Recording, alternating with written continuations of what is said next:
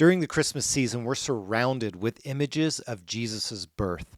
But the question might be, why did Jesus come at all? That's what we're exploring on this episode of Whiskey in the Writings. We have a special edition Christmas episode. Whiskey in the Writings, well, this is a place where we slow down, pour a drink, and wrestle with the big questions of faith, scripture, and life. This is a space for the spiritually curious, the skeptic, the seeker who still wonders if there's something true and good at the heart of it all. I'm your host, Joe Oliver, and I'm glad you're here. Let's get right into it.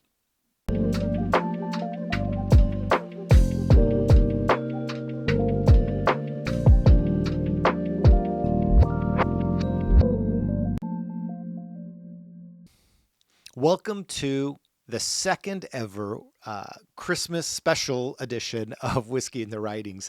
The very first video that we released was at Christmas, and it was a Christmas special edition release before we went live in January with this channel. And so this is just, this is our second time doing a Christmas episode. Now, on our last episode, we discussed, a possibility of why Jesus came. And we actually unpacked a little bit of like the myth that Jesus came for your own personal salvation. And if that sounds alarming or crazy to you, just go back and watch that video and check out, my thoughts and my ideas around that. They're not necessarily my thoughts. I think they're biblical, but you can go check that out. We're going to continue on in this theme. Now, for some of you that watched that video last, you'll remember me saying in last week's video that we're going to be doing a deep dive into St. Nicholas and the idea of Santa Claus and where did that come from, and doing a little bit of background on all of that. Well, I decided not to do that in this full video.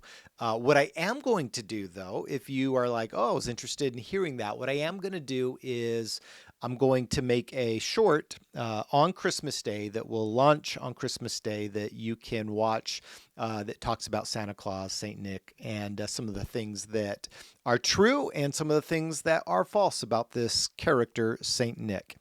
So all that to say, that'll be a short that's going to come. Today, though, the reason why I'm pivoting and doing something different today is because I'll be honest with you. I woke up this morning and I knew I was going to record the content for this week.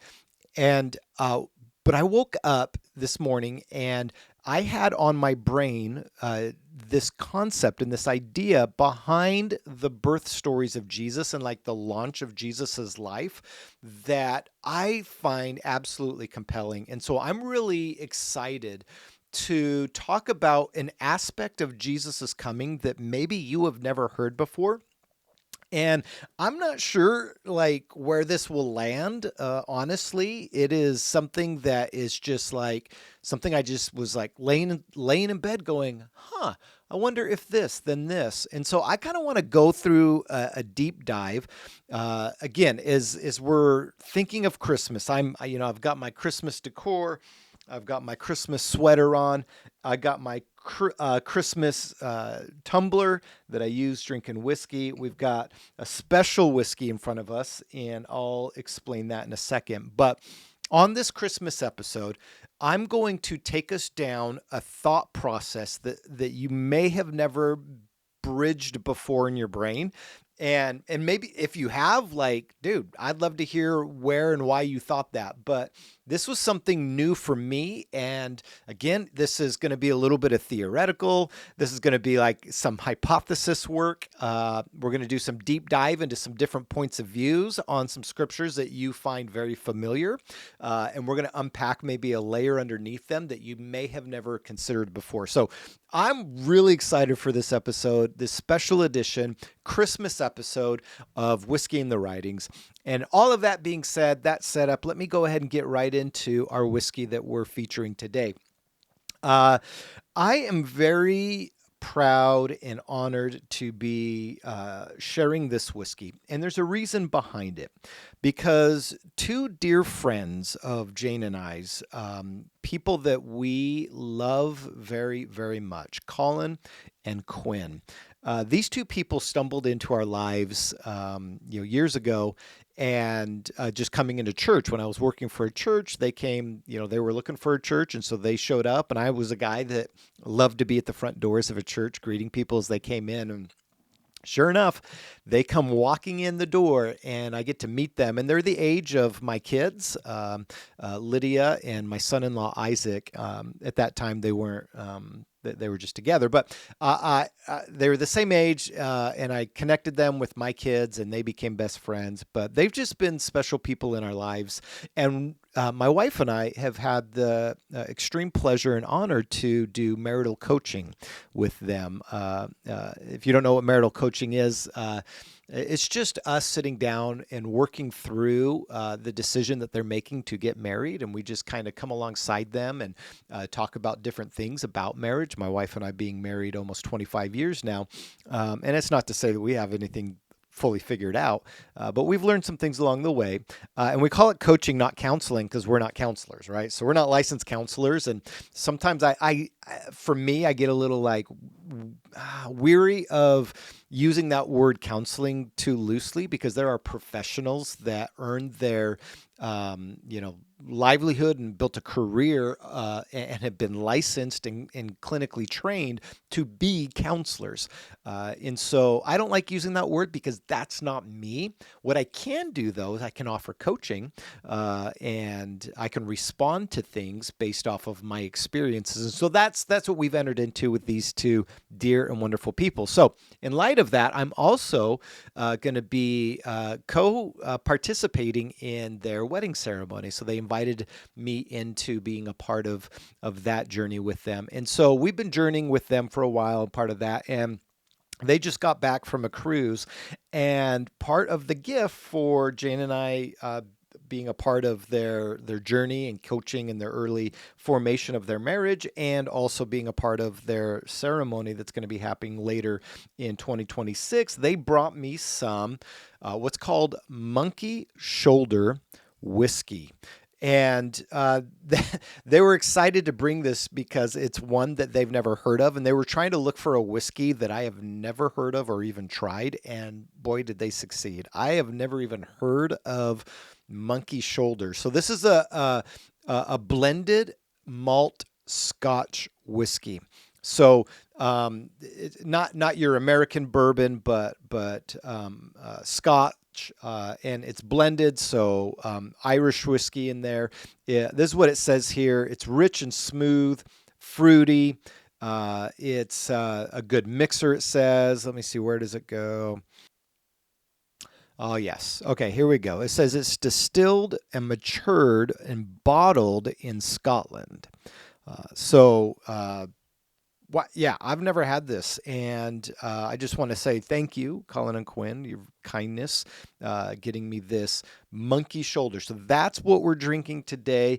Whatever you've got in front of you, pour your drink, lift your glass, take a sip. Here we go. Hey, Merry Christmas on this Christmas episode of Whiskey and the Writings. Let's dive right in. Here we go. So we are talking here, a little Christmas tree. So we are talking about the coming of Jesus. And so what if the coming of Jesus, again, I've already in my last video dispelled on some level, I don't know if I fully dispelled it. Can one fully dispel anything? But I made the case that the coming of Jesus was not about your personal salvation. So I'm not going to dive into the details of that, because you can go back and look at that video and hear why I think that the coming of Jesus was about something much, much bigger and much more significant than our own personal salvation. So go check out that video if that's something you want to hear more of my thoughts on. Or maybe you've turned me off already, because that's a statement I would even dare to make. But yeah, so, and did you notice, if you haven't noticed, maybe I got a new mic. So hopefully the audio quality is a lot better in these videos. But okay, so what if the coming of Jesus was about the recreation of the world? What if the coming of Jesus wasn't about your personal salvation, but about the recreation of the world. Here's what I mean by that. I think a case can be made that the elements that are written about in the coming of Jesus, his birth and the early start of his ministry, is a retelling of Genesis 1 and 2. It's a recreation story. So, does that sound crazy? Yeah, I get it. It did to me too, until I started diving deeper. So let's go on a journey to discover why Jesus' coming reflects the story in Genesis 1 and 2 of the creation of all things, how Jesus' coming is a recreation of all things, and what does that mean for us as we enter into Christmas this coming week? All of that we're going to explore. So, let's set the stage with a couple things that I think are important. So I have a commentary book that'll come in handy here in a second. I'm going to set this aside. I've got my NET Bible here, and I need to maybe set the stage of why I might interpret the text in this way. And I want to start with the biographies of Jesus's life. I've talked a lot this year on the channel about the Gospels, what they are, what is the Gospel, Jesus' life, his ministry, his resurrection, the implications of all those things, the writings of the New Testament. I've gone in, so you can go through and find different videos where I talk about the Gospels, the biographies of Jesus.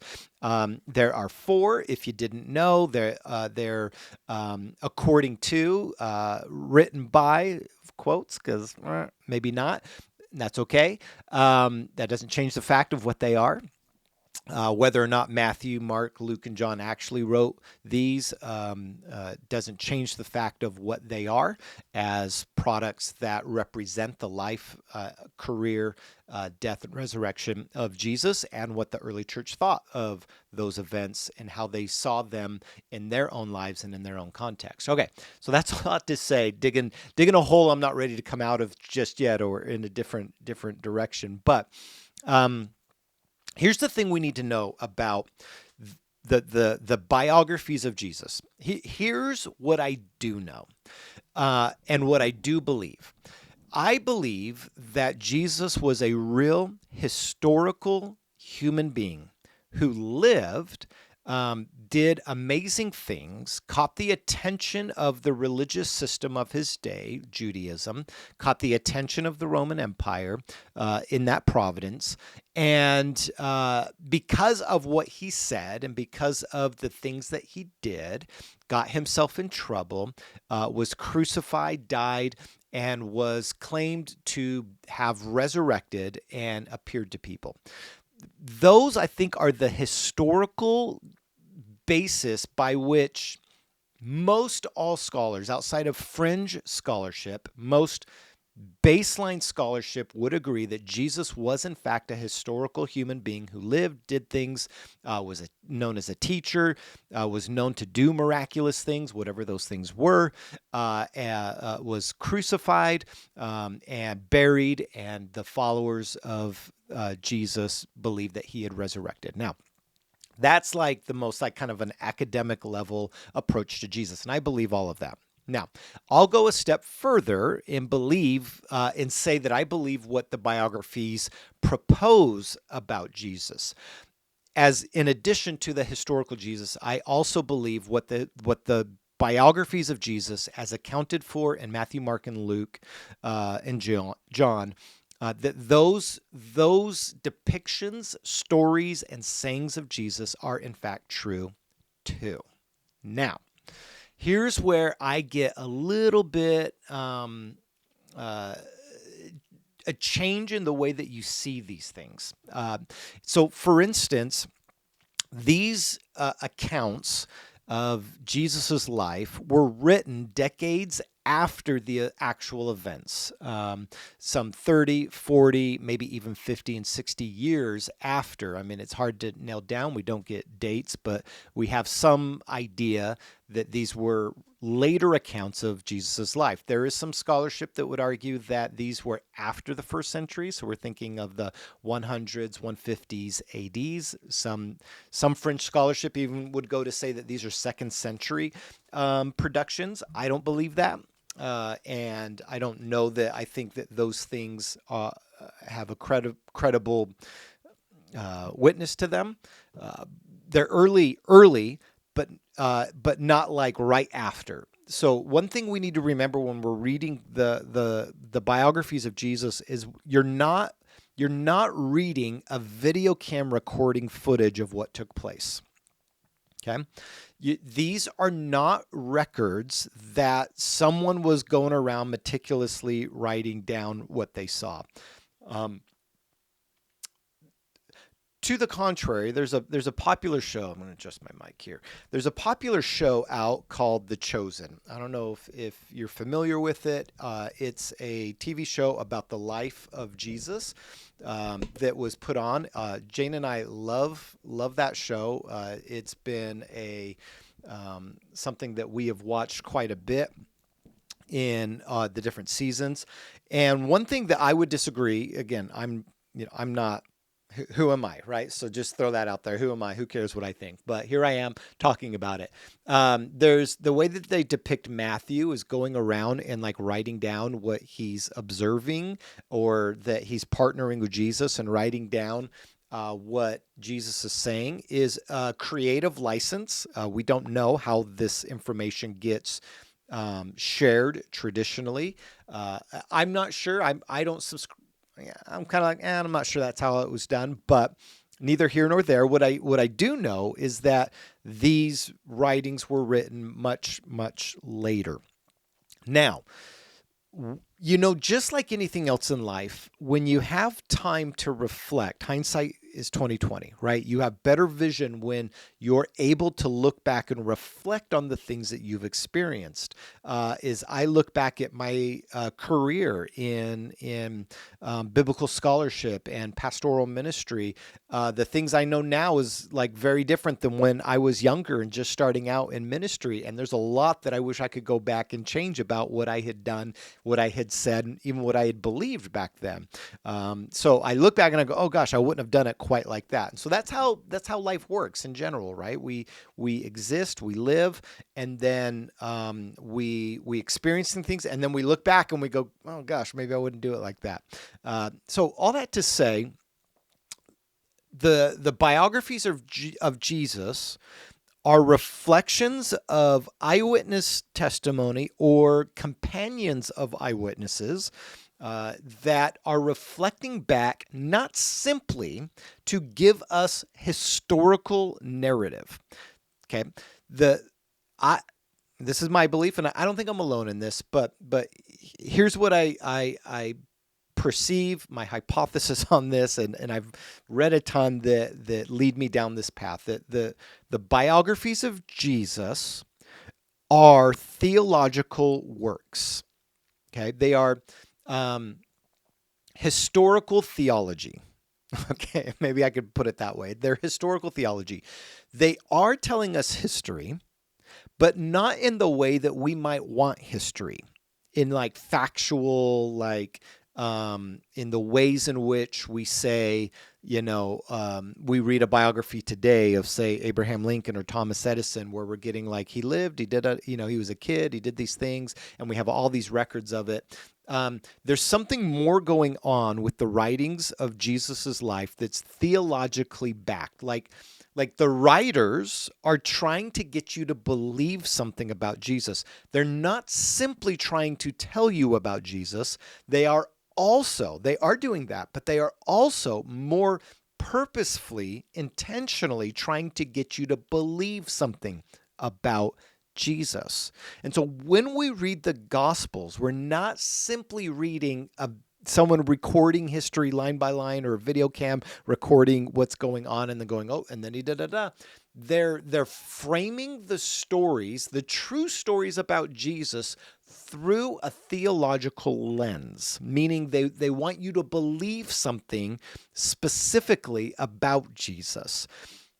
That's the building block, the foundation to how I go about building out when I read the Gospels, is that these are theological works as much as they are historical works. So, with that foundation being laid, what can we know theologically about the coming of Jesus that is about the recreation of all things? And that's what I want to explore with you. So to do that, let's get into our Bibles. All right, that was my setup for how I'm reading this. I hope that makes sense. Okay, so what we've got here, we're going to start out. So recreation. So if we're thinking about Jesus and recreation, I want to start with the story of creation. Okay, so we got to go to Genesis chapter 1 if we're going to do that. And I'm not going to read everything. I'm going to pull out some elements that are, these are just thoughts that are firing in my brain. And then I'll wrap it all up at the end of like what I think this means. So all that to say, in Genesis chapter 1, you have what we call the beginning, or the Genesis, right? Or the creation of all things. And I have, in my first 3 videos that I ever made after the Christmas one, but the first 3 videos in January of 2025 are all about Genesis chapter 1. So I encourage you, and they're really like, we got really a lot better quality now than we did back then. That's just the growth of this channel. But that being said, I went into detail about a lot of this stuff. But let me just try to set the stage here. So Genesis chapter 1, we have verse 1. In the beginning, God created the heavens and the earth.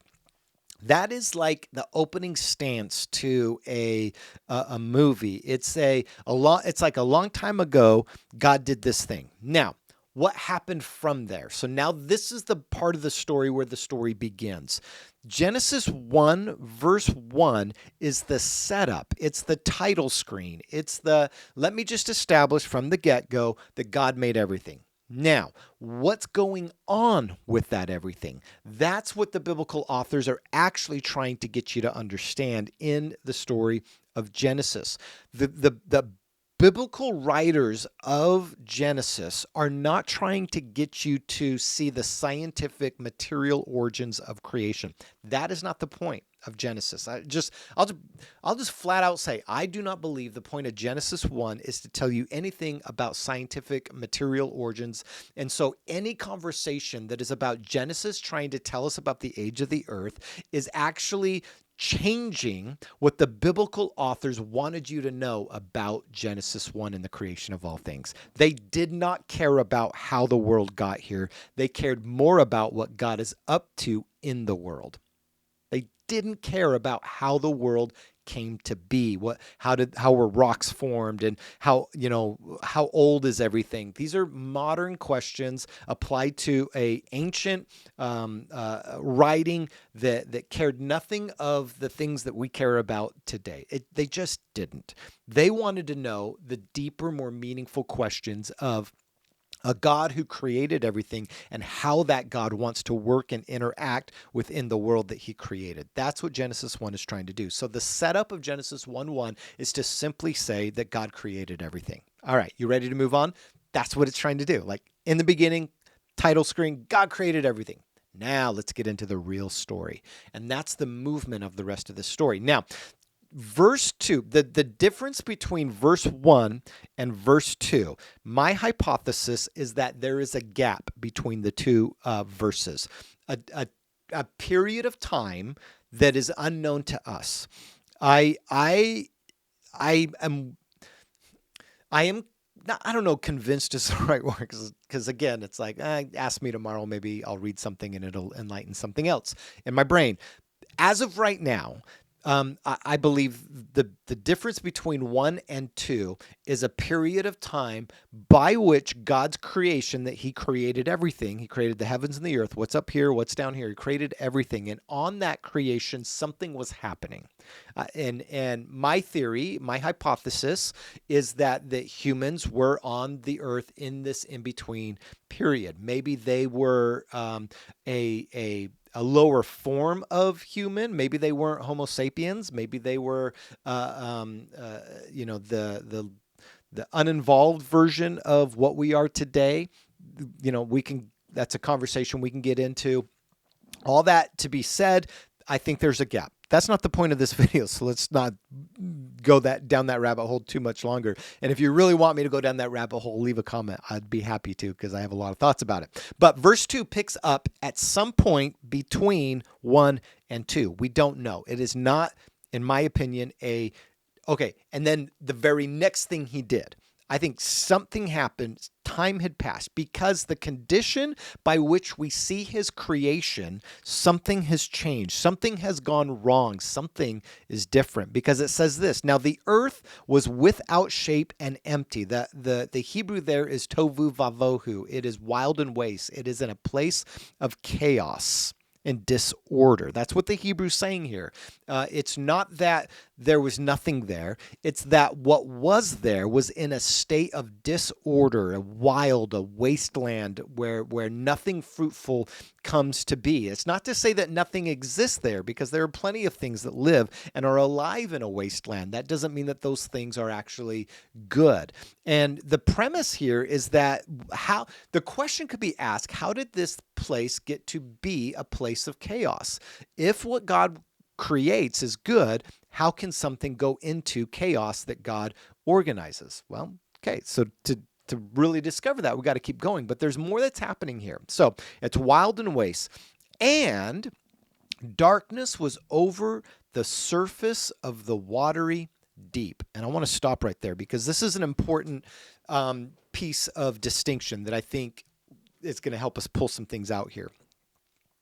Darkness was over the surface of the watery deep. This is a concept in Hebrew that gets really overlooked. And I want to discover, maybe reclaim an idea that I read. This is a commentary on Genesis. I'll link to it in the show notes. This is by Kasudo, and he is a rabbi from the 1940s that wrote a bunch of commentaries. And one of these commentaries, the commentary on the book of Genesis, is part 1 of that commentary, and it's from Adam to Noah. And I love his commentaries because it gives us a picture of how a rabbi is looking at something like the Genesis 1 verse 2 verse. So with this concept in mind, let me paint a picture, and then I want to read to you what Kasudo says. I hope I'm saying that right. If I'm not, I apologize.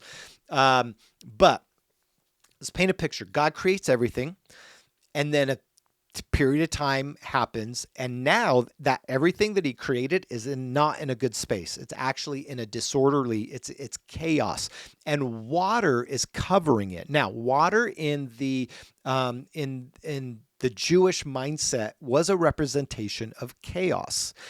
But you get this pairing up of these words, the watery, which could be chaos, disorder, deep, the watery deep. What is happening there? So it wasn't until I read this commentary that this came alive to me in a really powerful way. So I want to read it to you. So here in his commentary, he says this, the word deep. So the word deep is tahom. So the watery tahom. This is what Kasudo says about tahom.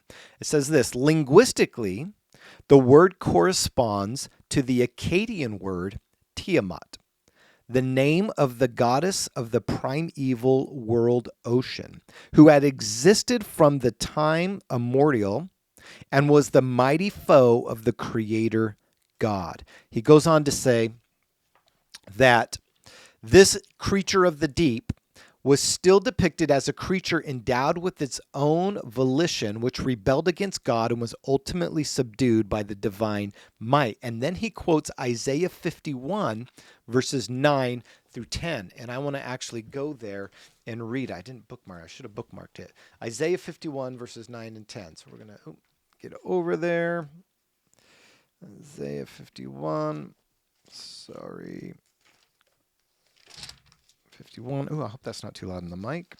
51. There's 50, verses 9 through 10. It says this: wake up, clothe yourself with strength, O arm of the Lord. Wake up as in former times, as in antiquity. So wake up, Lord, like you did once a long time ago.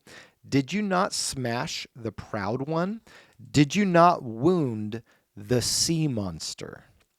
What? So here we have this in Isaiah 51 calling back, reconciling back to potentially the reference to in Genesis chapter 1 verse 2 of what we have in English, which is the watery deep, that could be a call out to the Akkadian god Tiamat. The words there are not the same in Hebrew, but they're like a cousin. They have similarities, and it could be poetically a way by which the Hebrew author is showing us that in this space where the world was in chaos, what happens is this deep sea monster which is the Tiamat, is in control, like almost overseeing or a part of part of causing the chaos. Okay.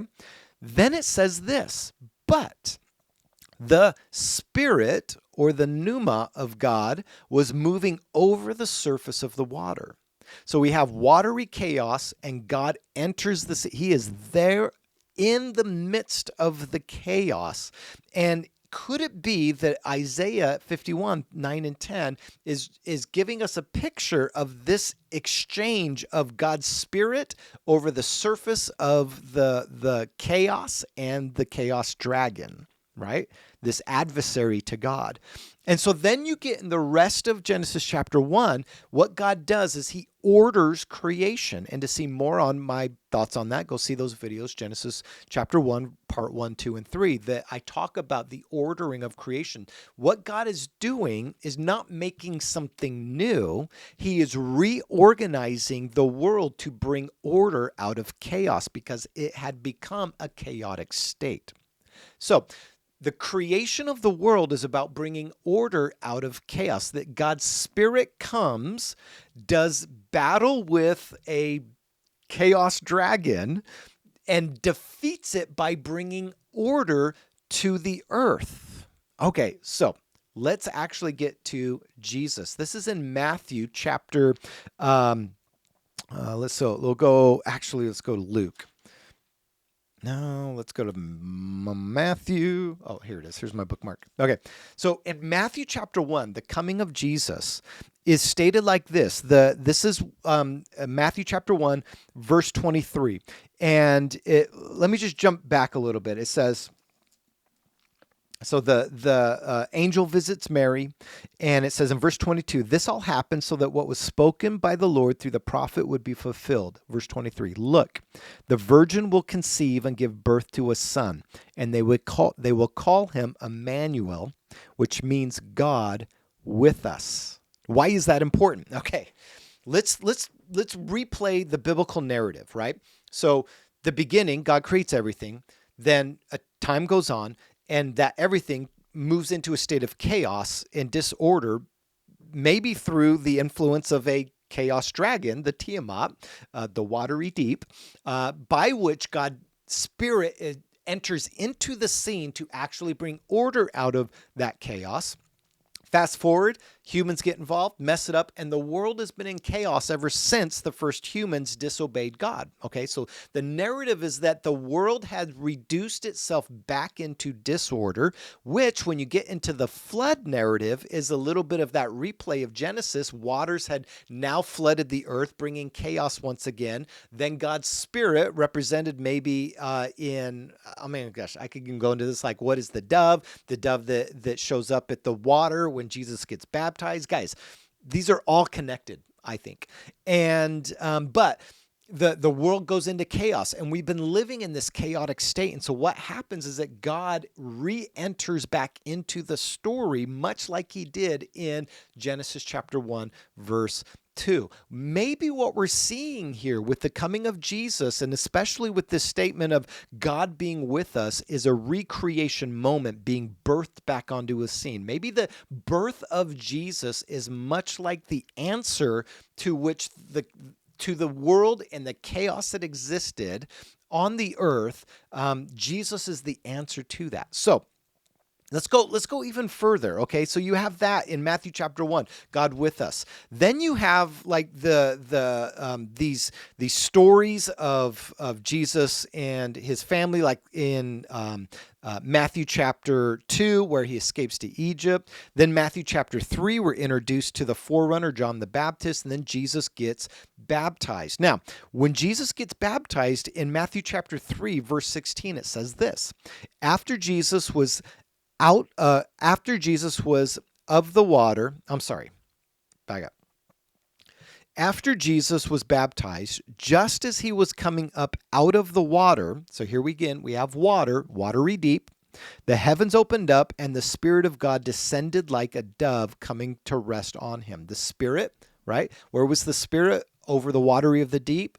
The Spirit of the dove comes to rest on Jesus. I mean, are we connecting something here? Do you see it yet, right? So if Genesis chapter 1, verse 2 is this setup of God entering into the world that he created in order to bring order out of chaos and defeat both the chaotic wasteland, bring life out of the wasteland, and to defeat the chaos, the watery deep, the Tiamat, the chaos dragon, to do forces both with the world and with the thing that's upsetting the world. Guys, do you see it? Yeah.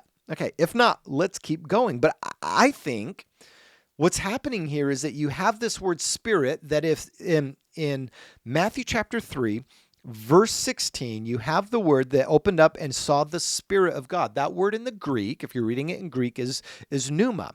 And in the Septuagint, which is the Greek version of the Hebrew Bible that Jesus would have read, in Genesis chapter 1, verse 2, that same word Spirit is pneuma. It's the same thing. So the pneuma that descends onto Jesus is the same pneuma that is hovering over the waters in Genesis chapter 1, verse 2. We are seeing, with the coming of Jesus, the recreation of a chaotic world that has gone into a state of chaos and disorder, and potentially, and we'll see this in a second as it plays out, and potentially how Jesus does battle with the forces that are causing the chaos, right? So if we were to look through the lens of Genesis chapter 1, verse 2, and Matthew chapter 1 and Matthew chapter 3, we see the beginning works of something that's going on that maybe the theological work of these gospels are actually trying to hint at. There's another thing I want to point out here. When you get into the Luke's gospel, Matthew's gospel does it too, but I really like how Luke pulls out this bit of information. In Luke chapter 4, so Jesus gets baptized. All of this preludes Jesus's actual ministry. So it basically goes birth of Jesus, then it goes John the Baptist, then it goes baptism, then it goes temptation, and then Jesus starts his ministry. That's kind of how the beginnings of Matthew and Luke work. And so what you have here is this is the recreation moment. This is essentially Matthew and Luke's, Luke 1 through 4, Matthew's 1 through 4, I believe, are doing the same thing. They maybe are the equivalent of Genesis chapter 1 and Genesis chapter 2, or Genesis chapter 1 verse 1 and verse 2. They're working on the same level here because in Luke's version, when Jesus is tempted and he goes out into the wilderness, he goes out into the chaos, and he's tempted, he's doing battle with something. So in Genesis, another like connection to Genesis 1 verse 2, that darkness was over so the earth was tovu vavohu, wild and a wasteland, and there was chaos and disorder, water of the watery deep, which the Tiamat, so this negative dragon. I mean, guys, is our mind going to Revelation yet? Is your mind, your mind going to the tempter? Like all of these things should be firing on all levels right now of these connections that are being made. Just out of one verse in Genesis chapter 1, verse 2, you're getting all of these elements in the birth narratives of Jesus and the early life beginnings of Jesus's life. But he goes out into the wild and wasteland. Maybe we could say that it says, then Jesus, verse 4, Luke chapter 4, verse 1, then Jesus, full of the pneuma, the Holy Spirit, returned from the Jordan River and was led by the pneuma into the, one could say, wild and wasteland, wilderness, tovu vavohu, right? Going into that space. And then who does he do battle with? Right? The chaos dragon, the Satan, the one who brings disorder into God's world. Jesus immediately does battle with him. And how does he do battle? Well, he does battle through rejecting the propositions that the chaos dragon, the Satan, offers Jesus, which is in essence to bring order to a way that the enemy brings disorder, is by creating a narrative by which you choose to determine the course and the way of your life that is in opposition to the way of Jesus. This is the disorderly narrative that the Bible is presenting to us, that anytime we choose our own way in an opposition to God's way, it brings chaos and disorder to the world. And this chaos dragon, this Satan, is a figure who feeds that notion and that idea that you just need to do it your way and forget God's way, and your way is better. And so the tempter, the Satan, goes after Jesus, and Jesus resists all of that. And through that resistance narrative, he begins an outworking, an action of bringing order out of chaos. And I love how in Luke chapter 4, verse 14, it says this, then Jesus, in the power of the Spirit, returned to Galilee. So we move from Jesus being moved by the Spirit in chapter 4, verse 1, to chapter 4, verse 14, he is now in the power of the Spirit. And this is where I think from this point on, from the temptation of Jesus on, we have the outworking of the creative Genesis chapter 1 narrative by which he is ordering the world to work appropriately. So let's follow this through. So if you have Genesis chapter 1, verse 2, and that ends, let me jump back there. Guys, I'm sorry if I'm getting animated. I'm just like, I've been thinking about this all morning, and I'm just like nerding out. So hopefully you're nerding out with me, because I think this is super rad.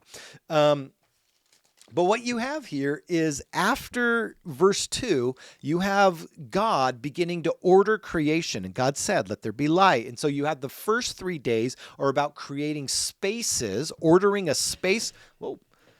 Ordering a space for something to exist. And then the next 3 days, 4, 5, and 6, are about filling those spaces with the things that belong in those spaces. So it's about creating space and filling space. What is he doing? He's organizing things. He's placing things in order the way they should be, because they had gotten in disorder because of the chaos dragon. Now, what does Jesus do when he is on this earth? Essentially, he's doing the same thing. How so, Joe? Well, glad you asked. When Jesus is on this earth, he disrupts the power systems that are in play that have caused disorder in relationships. He confronts the disorder in like health. He confronts the disorder of relationship with God in like there had become disorder by power structures that were using their power to bring about oppression to people. He welcomes in the outcast. He does all the things that you actually see. And let me just go ahead and turn there if you weren't already anticipating that I would. In Revelation chapter 21 and 22, you have, yes. In 21 and 22, you have the recreation state that is promised in new heavens and new earth. And listen to what it says here in verse 4, Revelation 21, verse 4, okay? This is what God will do when he returns. It says this, he will wipe away every tear from their eye. What causes tears? Oppression, right? What did Jesus do? He confronted the oppressive systems of his day and he welcomed people in. How many people did that Jesus wiped away their tears by offering healing, by offering food, by offering a way out of where they were at, a way of belonging, like wiped away every tear. And death will not exist anymore. How many times did Jesus, like he resurrected people, right? Like he brings out Lazarus, he Jairus's daughter. Like there's stories about Jesus and resurrection and ultimately his own resurrection, right? It says, or mourning, or crying, or pain. What causes all mourning, crying, and pain? It's the oppressive systems that bring about a disordered state of existence that these things exist. And so we have a promise in Revelation 21 that those things will go away.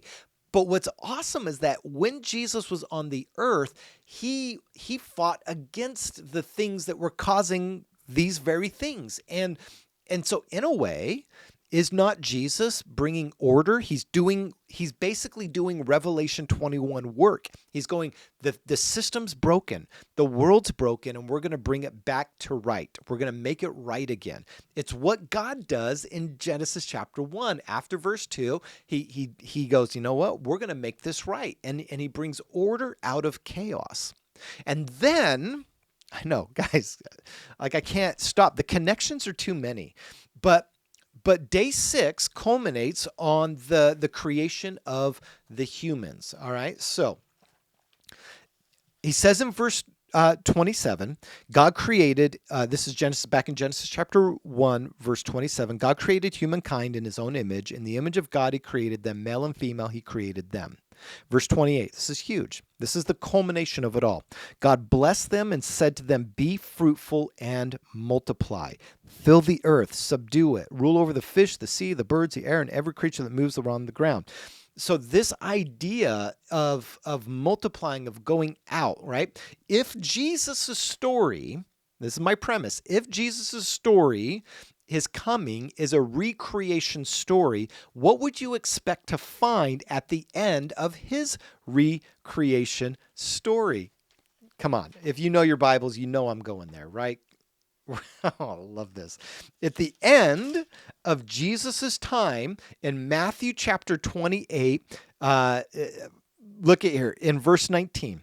Well, let's start at verse 18. It says this, then Jesus came up and said to them, all authority in heaven and on earth has been given to me.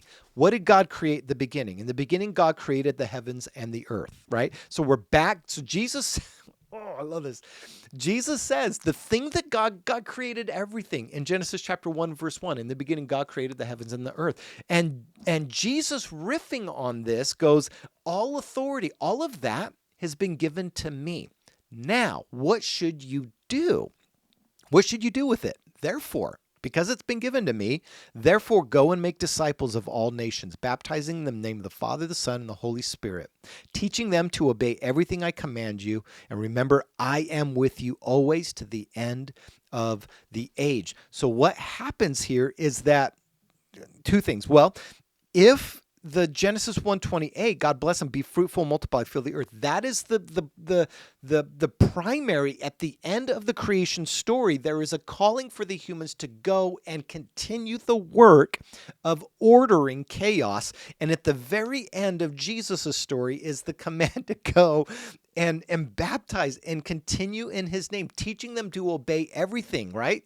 The way of Jesus. So God comes in on the earth to say, this is what it looks like. Follow me, do it this way, and you'll bring order out of chaos, and you'll defeat the chaos monster. And at the end, would you expect anything less? If the story of Jesus is a recreation story, of course we find at the end Jesus commanding his disciples to go, be fruitful, multiply, baptize, teach, command, rule. This all interchangeable, this idea.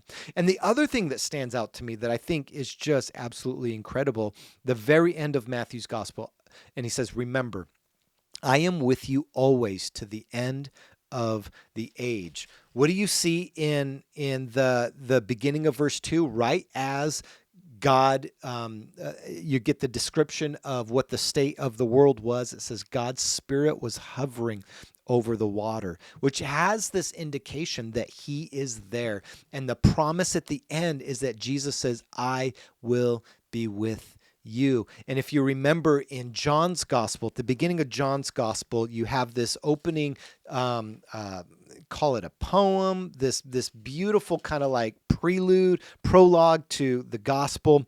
And it says that here, it says in verse 14, now the word became flesh and took up residence among us. So it's talking about Jesus. That word residence took up residence.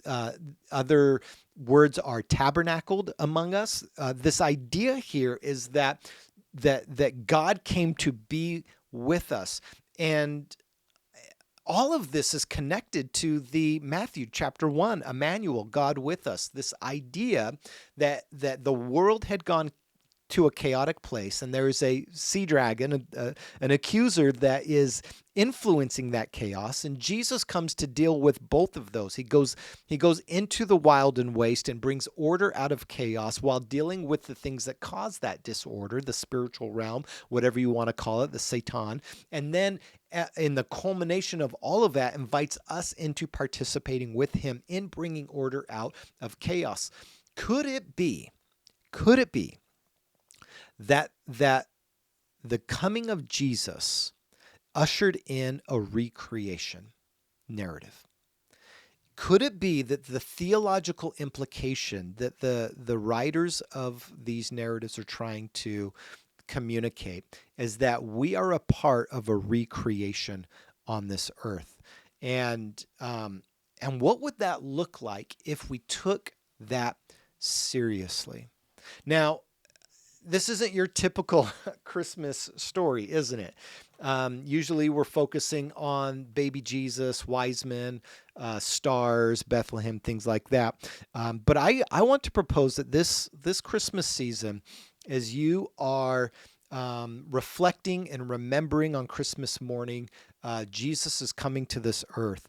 Maybe just for a second, pause and ask yourself the question, what would the implications be if we took his coming seriously?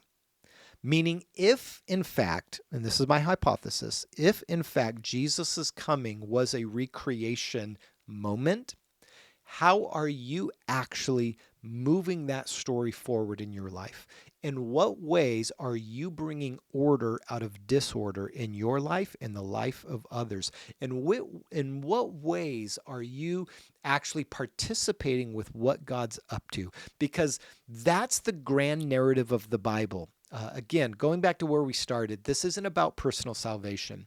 This is about the salvation of all things, that God is inviting us into this divine dance where he is working to fix what has gone wrong and broken in the world, and we get to be a part of it. The recreation story is an invitation by Jesus to be a part of that story. And so the question I want to ask you is that, are you willing to be a part of that story?